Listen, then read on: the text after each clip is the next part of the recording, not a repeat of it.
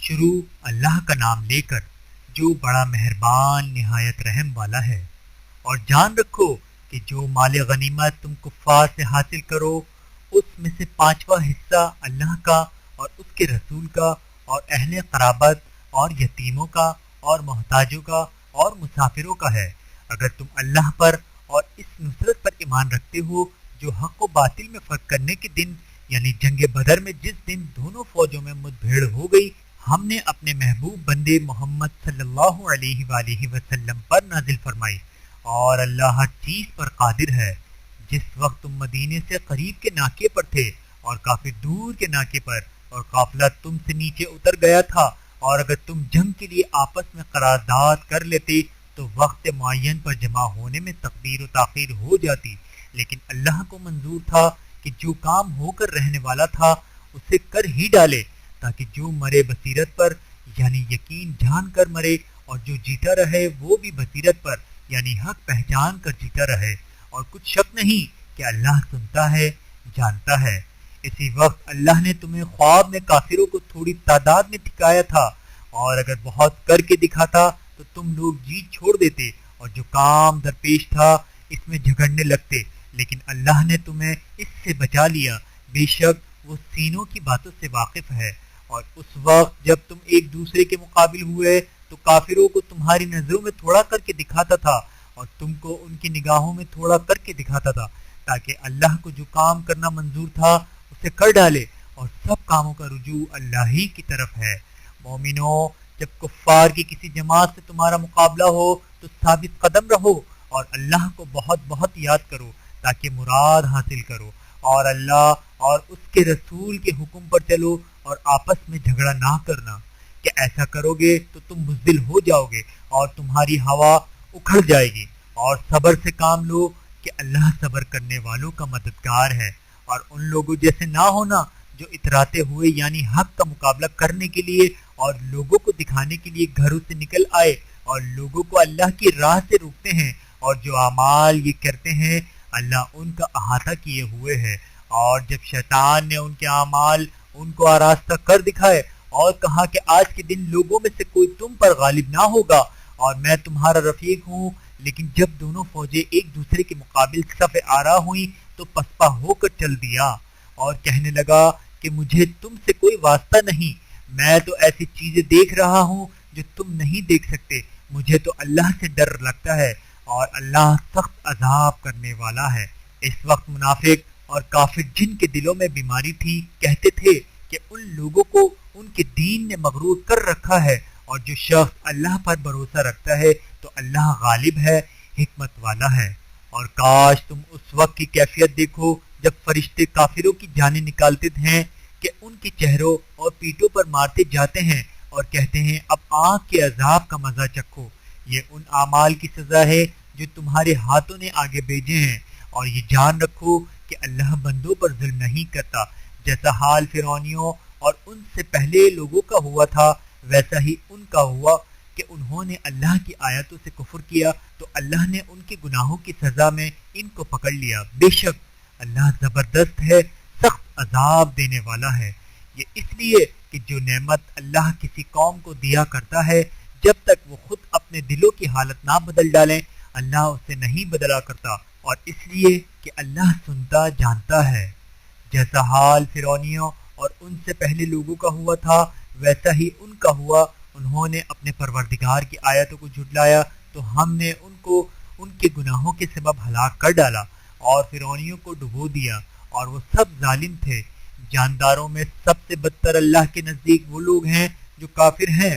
سو وہ ایمان نہیں لاتے۔ جن لوگوں سے تم نے صلح کا عہد کیا ہے پھر وہ ہر بار اپنے عہد کو توڑ ڈالتے ہیں اور اللہ سے نہیں ڈرتے۔ اگر تم ان کو لڑائی میں پاؤ تو انہیں ایسی سزا دو کہ جو لوگ ان کے پس پشت ہوں وہ ان کو دیکھ کر بھاگ جائیں، عجب نہیں کہ ان کو اس سے عبرت ہو۔ اور اگر تم کو کسی قوم سے دغا بازی کا خوف ہو تو ان کا عہد انہی کی طرف پھینک دو کہ اس طرح تم سب برابر ہو جاؤ، کچھ شک نہیں کہ اللہ دغا بازوں کو دوست نہیں رکھتا۔ اور کافر یہ خیال ہرگز نہ کریں کہ وہ آگے نکل گئے ہیں، وہ ہمیں عاجز نہیں کر سکتے۔ اور جہاں تک ہو سکے فوج کی جمعیت کے زور اور گھوڑوں کے تیار رکھنے سے ان کے مقابلے کے لیے مستعد رہو کہ اس سے اللہ کے دشمنوں اور تمہارے دشمنوں اور ان کے سوا اور لوگوں پر جن کو تم نہیں جانتے اور اللہ جانتا ہے ہیبت بیٹھی رہے گی، اور تم جو کچھ اللہ کی راہ میں خرچ کرو گے اس کا ثواب تم کو پورا پورا دیا جائے گا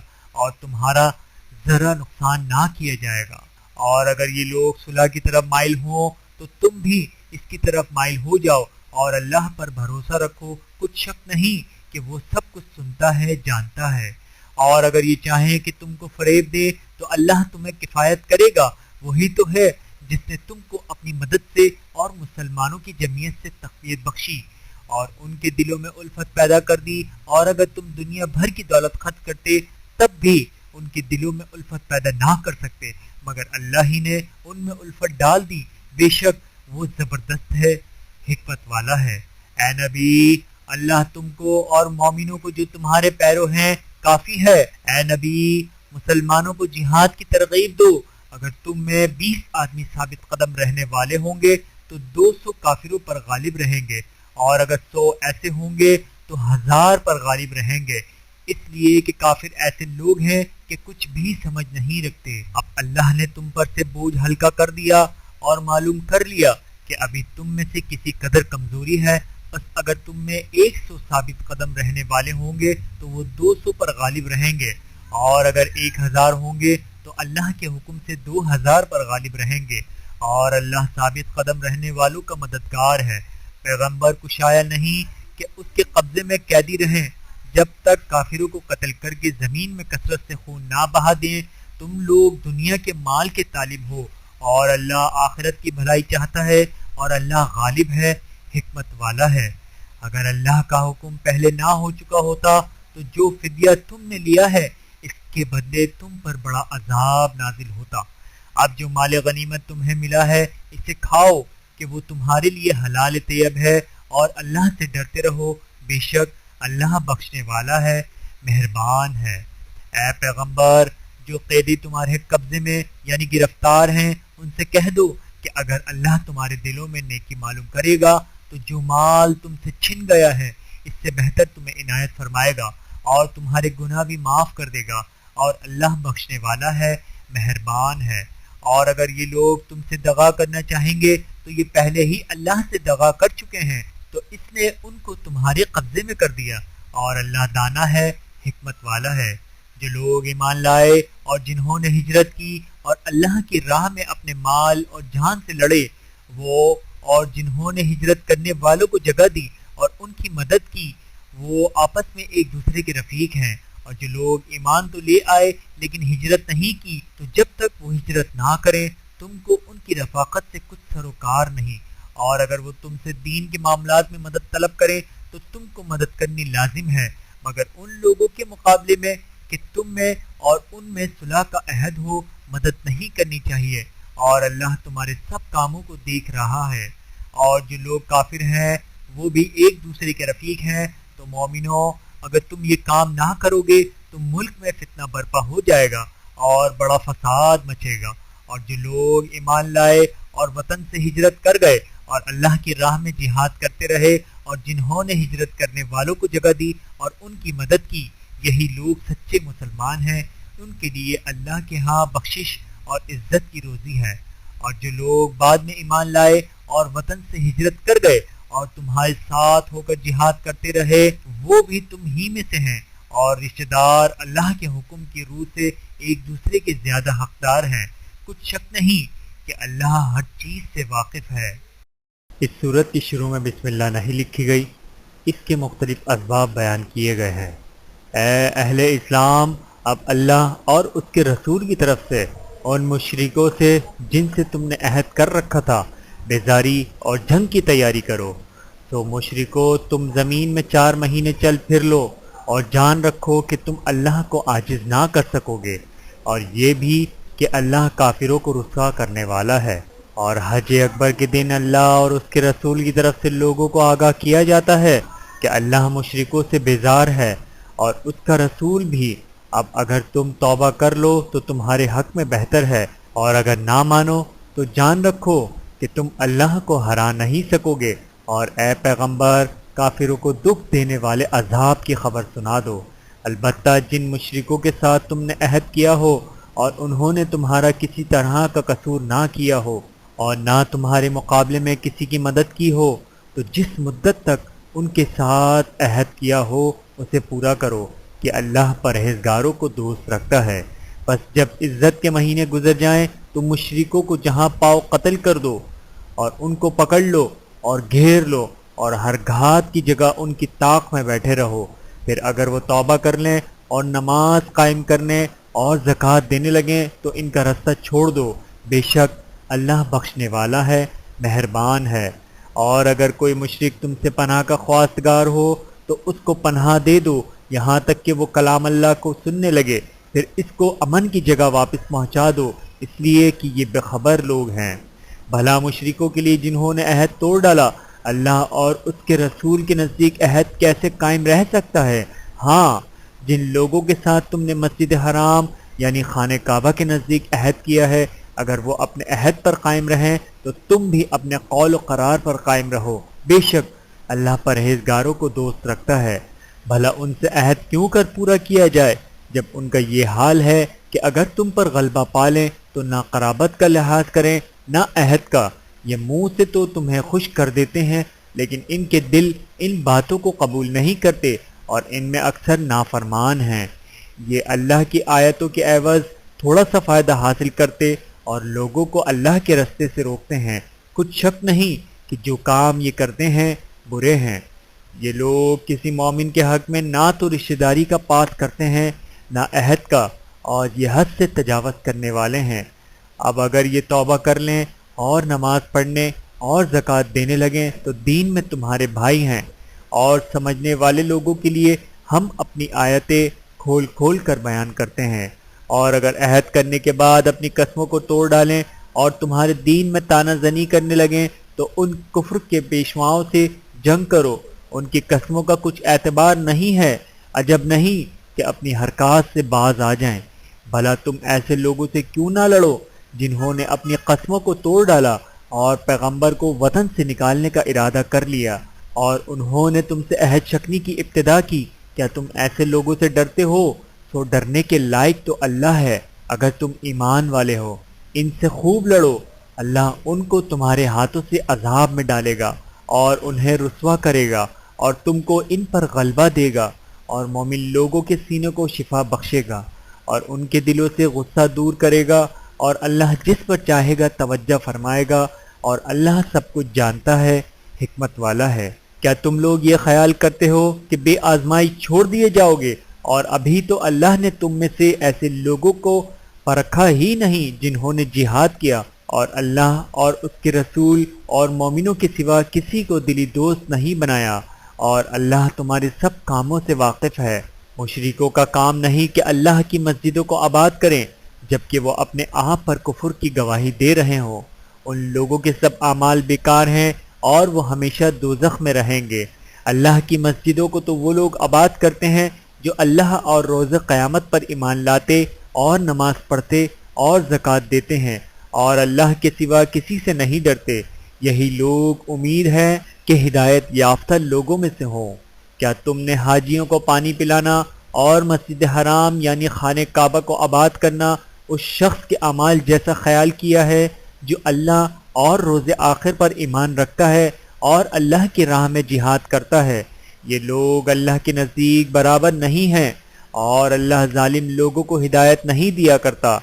جو لوگ ایمان لائے اور وطن چھوڑ گئے اور اللہ کی راہ میں مال اور جان سے جہاد کرتے رہے، اللہ کے ہاں ان کے درجات بہت بڑے ہیں اور وہی مراد کو پہنچنے والے ہیں۔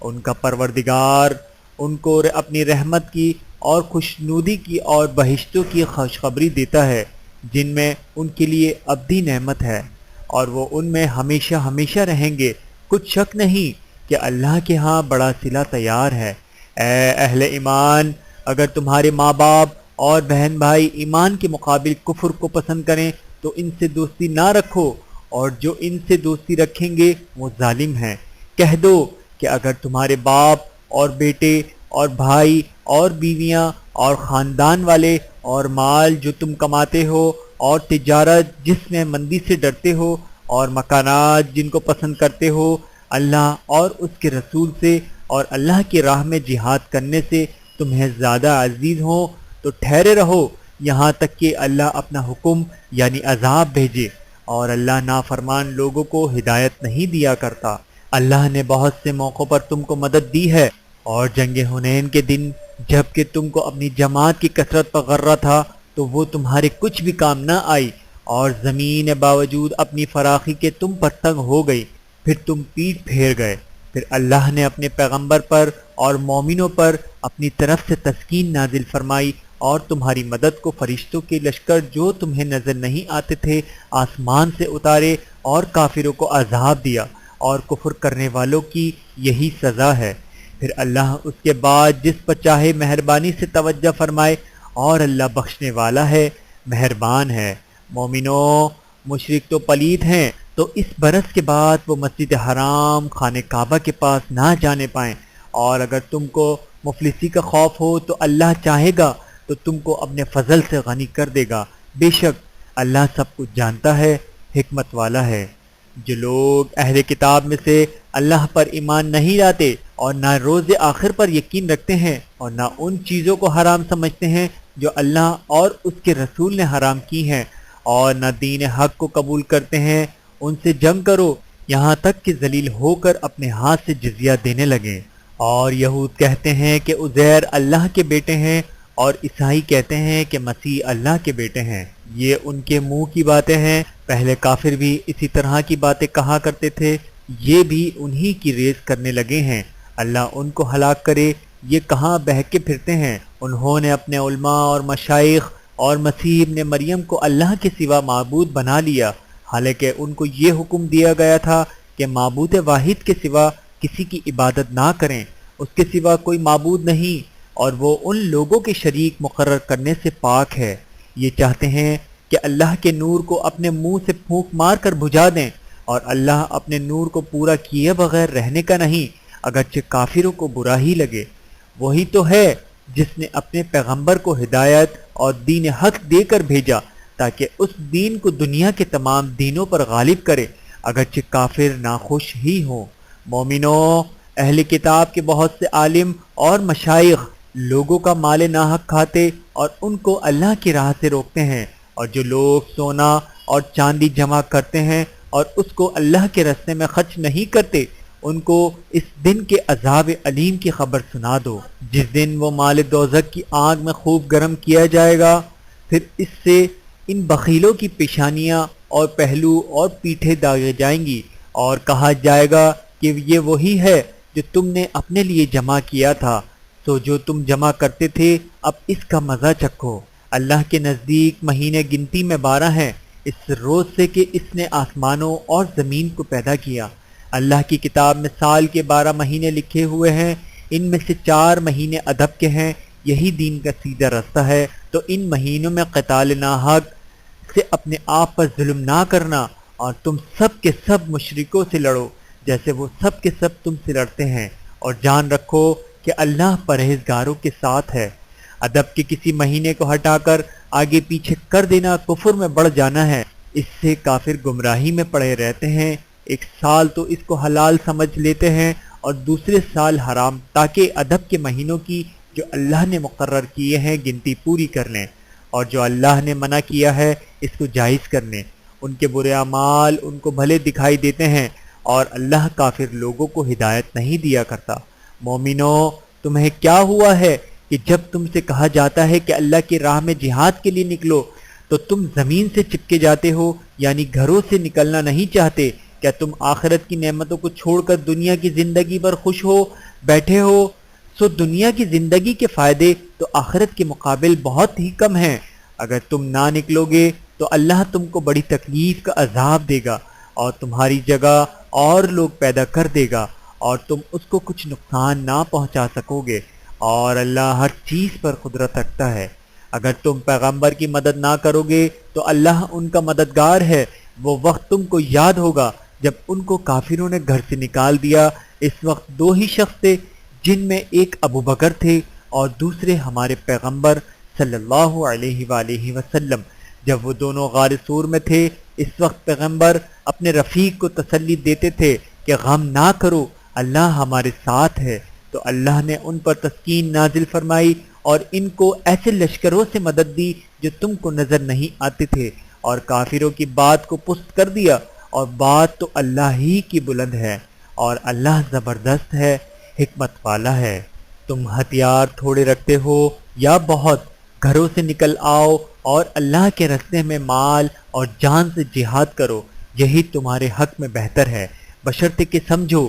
اگر مال غنیمت آسانی سے حاصل ہونے والا اور سفر بھی ہلکا ہوتا تو یہ تمہاری ساتھ شوق سے چل دیتے، لیکن مسافت ان کو دور دراز نظر آئی تو عذر کریں گے اور اللہ کی قسمیں کھائیں گے کہ اگر ہم طاقت رکھتے تو آپ کے ساتھ ضرور نکل پڑتے۔ یہ اس طرح اپنے آپ کو ہلاک کر رہے ہیں اور اللہ جانتا ہے یہ جھوٹے ہیں۔ اللہ تمہیں معاف کرے، تم نے پیشتر اس کے کہ تم پر وہ لوگ بھی ظاہر ہو جاتے جو سچے ہیں اور وہ بھی تمہیں معلوم ہو جاتے جو جھوٹے ہیں۔ ان کو اجازت کیوں دی؟ جو لوگ اللہ پر اور روز آخر پر ایمان رکھتے ہیں وہ تو تم سے اجازت نہیں مانگتے کہ پیچھے رہ جائیں، بلکہ چاہتے ہیں کہ اپنے مال اور جان سے جہاد کریں، اور اللہ پرہیزگاروں سے واقف ہے۔ اجازت وہی لوگ مانگتے ہیں جو اللہ پر اور روز آخر پر ایمان نہیں رکھتے اور ان کے دل شک میں پڑے ہوئے ہیں، تو اپنے شک میں ڈاواڈول ہو رہے ہیں،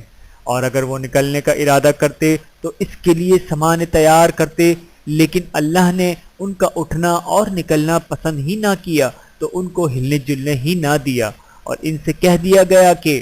جہاں معذور بیٹھے ہیں تم بھی ان کے ساتھ بیٹھے رہو۔ اگر وہ تم میں شامل ہو کر نکل بھی کھڑے ہوتے ہیں تو تمہارے درمیان شرارت کرتے اور تم میں فساد ڈلوانے کی غرض سے دوڑے دوڑے پھرتے، اور تم میں ان کے جاسوس بھی ہیں، اور اللہ ظالموں کو خوب جانتا ہے۔ یہ پہلے بھی طالب فساد رہے ہیں اور بہت سی باتوں میں تمہارے لیے الٹ پھیر کرتے رہے ہیں، یہاں تک کہ حق آ پہنچا اور اللہ کا حکم غالب ہوا اور وہ برا مانتے ہی رہ گئے۔ اور ان میں کوئی ایسا بھی ہے جو کہتا ہے کہ مجھے تو اجازت ہی دیجیے اور آفت میں نہ ڈالیے، دیکھو یہ آفت میں پڑ گئے ہیں اور دوزخ سب کافروں کو گھیرے ہوئے ہے۔ اے پیغمبر، اگر تم کو آسائش حاصل ہوتی ہے تو ان کو بری لگتی ہے، اور اگر تم پر کوئی مشکل آ پڑتی ہے تو کہتے ہیں کہ ہم نے اپنا کام پہلے ہی درست کر لیا تھا، اور خوشیاں مناتے لوٹ جاتے ہیں۔ کہہ دو کہ ہم کو کوئی مصیبت نہیں پہنچ سکتی بجز اس کے جو اللہ نے ہمارے لیے لکھ دی ہو، وہی ہمارا کارساز ہے، اور مومنوں کو تو اللہ ہی پر بھروسہ رکھنا چاہیے۔ کہہ دو کہ تم ہمارے حق میں دو بلائیوں میں سے ایک کے منتظر ہو، اور ہم تمہارے حق میں اس بات کے منتظر ہیں کہ اللہ یا تو اپنے پاس سے تم پر کوئی عذاب نازل کرے یا ہمارے ہاتھوں سے تمہیں عذاب دلوائے، تو تم بھی انتظار کرو، ہم بھی تمہارے ساتھ انتظار کرتے ہیں۔ کہہ دو کہ تم مال خوشی سے خرچ کرو یا ناخوشی سے، تم سے ہرگز قبول نہیں کیا جائے گا، تم نافرمان لوگ ہو، اور ان کے خرچ کیے ہوئے مالوں کے قبول ہونے سے کوئی چیز مانے نہیں ہوتی سوائے اس کے کہ انہوں نے اللہ سے اور اس کے رسول سے کفر کیا، اور نماز کو آتے ہیں تو سست و کاہل ہو کر، اور خرچ کرتے ہیں تو ناخوشی سے۔ پس تم ان کے مال اور اولاد سے تعجب نہ کرنا، اللہ چاہتا ہے کہ ان چیزوں سے دنیا کی زندگی میں ان کو عذاب دے، اور جب ان کی جان نکلے تو اس وقت بھی کہ یہ کافر ہی ہوں، اور اللہ کی قسمیں کھاتے ہیں کہ وہ تم ہی میں سے ہیں، حالانکہ وہ تم میں سے نہیں ہیں۔ اصل یہ ہے کہ وہ ڈرپوک لوگ ہیں۔ اگر ان کو کوئی بچاؤ کی جگہ جیسے قلعہ یا غار یا زمین کے اندر گھسنے کی جگہ مل جائے تو اسی طرح رسیاں توڑانے ہوئے بھاگ جائیں۔ اور ان میں بعض ایسے بھی ہیں کہ تقسیم صدقات میں تم پر طعنہ زنی کرتے ہیں۔ اب اگر ان کو اس میں سے خاطر خواہ مل جائے تو خوش رہیں، اور اگر اس قدر نہ ملے تو جھٹ خفا ہو جائیں، اور اگر وہ اس پر خوش رہتے تو اللہ اور اس کے رسول نے ان کو دیا تھا، اور کہتے کہ ہمیں اللہ کافی ہے، اور اللہ اپنے فضل سے اور اس کے پیغمبر اپنی مہربانی سے ہمیں پھر دے دیں گے، اور ہمیں تو اللہ ہی کی رضا مطلوب ہے، تو ان کے حق میں بہتر ہوتا۔ صدقات یعنی زکوٰۃ و خیرات تو مفلسوں اور ناداروں اور کارکنان صدقات کا حق ہے، اور ان لوگوں کا جن کے دل جیتنا منظور ہے، اور غلاموں کے آزاد کرانے اور قرضداروں کے قرض ادا کرنے میں اور اللہ کی راہ میں اور مسافروں کی مدد میں بھی یہ مال خرچ کرنا چاہیے۔ یہ مصارف اللہ کی طرف سے مقرر کر دیے گئے ہیں، اور اللہ جاننے والا ہے، حکمت والا ہے۔ اور ان میں بعض ایسے ہیں جو پیغمبر کو ایذا دیتے ہیں اور کہتے ہیں کہ یہ شخص نرا کان ہے۔ ان سے کہہ دو کہ وہ کان ہے جو تمہاری بھلائی کے لیے، وہ اللہ کا اور مومنوں کی بات کا یقین رکھتا ہے، اور جو لوگ تم میں ایمان لائے ہیں ان کے لیے رحمت ہے، اور جو لوگ اللہ کے رسول کو رنج پہنچاتے ہیں ان کے لیے عذاب علیم تیار ہے۔ مومنوں، یہ لوگ تمہارے سامنے اللہ کی قسمیں کھاتے ہیں تاکہ تم کو خوش کر دیں، حالانکہ اگر یہ دل سے مومن ہوتے تو اللہ اور اس کے پیغمبر اس بات کے زیادہ حقدار ہیں کہ انہیں خوش کریں۔ کیا ان لوگوں کو معلوم نہیں کہ جو شخص اللہ اور اس کے رسول سے مقابلہ کرتا ہے تو اس کے لیے جہنم کی آگ تیار ہے جس میں وہ ہمیشہ جلتا رہے گا۔ یہ بڑی رسوائی ہے۔ منافق ڈرتے رہتے ہیں کہ ان کے بارے میں کہیں کوئی ایسی صورت نہ اتر آئے کہ ان کی دل کی باتوں کو ان مسلمانوں پر ظاہر کر دے۔ کہہ دو کہ ہنسی کیے جاؤ، جس بات سے تم ڈرتے ہو اللہ اس کو ضرور ظاہر کر دے گا، اور اگر تم ان سے اس بارے میں دریافت کرو تو کہیں گے کہ ہم تو یوں ہی بات چیت اور دل لگی کرتے تھے۔ کہو، کیا تم اللہ اور اس کی آیتوں اور اس کے رسول سے دل لگی کرتے تھے؟ عذر مت پیش کرو، تم ایمان لانے کے بعد کافر ہو چکے ہو۔ اگر ہم تم میں سے ایک جماعت کو معاف کر دیں تو دوسری جماعت کو سزا بھی دیں گے، کیونکہ وہ گناہ کرتے رہے ہیں۔ منافق مرد اور منافق عورتیں ایک دوسرے کے ہم جنس یعنی ایک ہی طرح کے ہیں کہ برا کام کرنے کو کہتے اور نیک کاموں سے منع کرتے اور خرچ کرنے سے ہاتھ بند کیے رہتے۔ انہوں نے اللہ کو بھلا دیا تو اللہ نے ان کو بھلا دیا، بے شک منافق نافرمان ہے۔ اللہ نے منافق مردوں اور منافق عورتوں اور کافروں سے آتش جہنم کا وعدہ کیا ہے جس میں وہ ہمیشہ جلتے رہیں گے، وہی ان کو کافی ہے، اور اللہ نے ان پر لعنت کر دی ہے اور ان کے لیے ہمیشہ کا عذاب تیار ہے۔